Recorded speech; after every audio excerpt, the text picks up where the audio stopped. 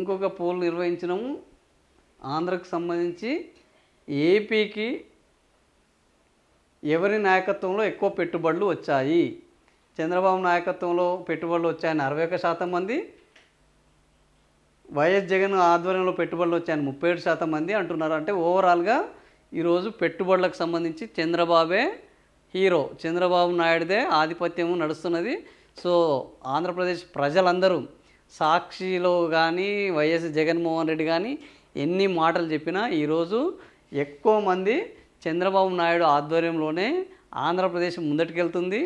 ఆంధ్రప్రదేశ్లో పెట్టుబడులు వస్తున్నాయి. ఇప్పుడు కూడా చూసాము, మైక్రోసాఫ్ట్ 1772 కోట్లు, గూగుల్ సెంటరు, ఆదానీ సెంటర్లు, ఇట్లా సిఐ సదస్సులో రాబోతున్నాయి. మరో సదస్సు 9-10 తేదీలో వైజాగ్లో జరగబోతుంది. ఆ సదస్సులో కూడా 16 దేశాలు పాల్గొనబోతున్నాయి. ఈ రకంగా ముఖ్యమంత్రిగా చంద్రబాబు నాయుడు పాలనలోనే ఎక్కువ పెట్టుబడులు వస్తున్నాయని 25,000 ఒక 3 గంటల్లో 25,000 మంది ఓటర్లు ఈ పోలింగ్లో పాల్గొన్నారు. 61% మంది వాళ్ళ యొక్క అభిప్రాయాన్ని తెలియజేస్తున్నారు.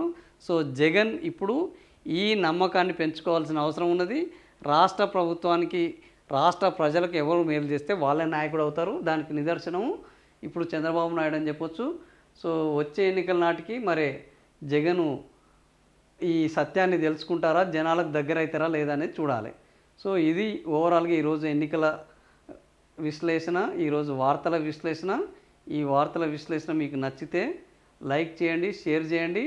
మేము నిర్వహించే ఈ పోలింగ్లో పాల్గొనండి. 3 గంటల ముందు నిర్వహించిన పోలింగ్లో 25,000 మంది పాల్గొన్నారు.